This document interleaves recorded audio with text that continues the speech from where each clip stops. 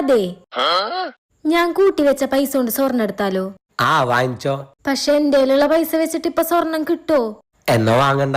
പക്ഷെ നമ്മൾ ഇപ്പൊ സ്വർണം വാങ്ങി പിന്നെ അത് എപ്പോ കൊടുത്താലും നമുക്ക് അതിന്റെ ഇരട്ടി ലാഭം കിട്ടും. എന്നാ വാങ്ങിച്ചോ. പക്ഷെ സ്വർണത്തിന് നല്ലൊരു പണിക്കൂലി കൊടുക്കേണ്ടി വരും. അത് നഷ്ടല്ലേ? എന്നാ വാങ്ങണ്ട. പക്ഷെ ഇപ്പൊ സ്വർണ്ണം ഇട്ട് പുറത്തിറങ്ങി കഴിഞ്ഞാൽ അതൊരു വില തന്നെയാ. എന്നാ വാങ്ങിക്കോ. പക്ഷെ സ്വർണ്ണം ഇട്ട് പുറത്തു പോയി ആരെങ്കിലും പൊട്ടിച്ചോണ്ടോ അതിന്റെ ഉത്തരവാദി ചേട്ടനായിരിക്കും. എന്നാ വാങ്ങണ്ട.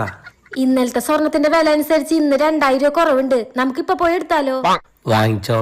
അല്ലെങ്കിൽ നമുക്കൊരു കാര്യം ചെയ്യാം, സ്വർണം വാങ്ങണ്ട, വെള്ളി വാങ്ങാം. എന്നാ വാങ്ങണ്ട.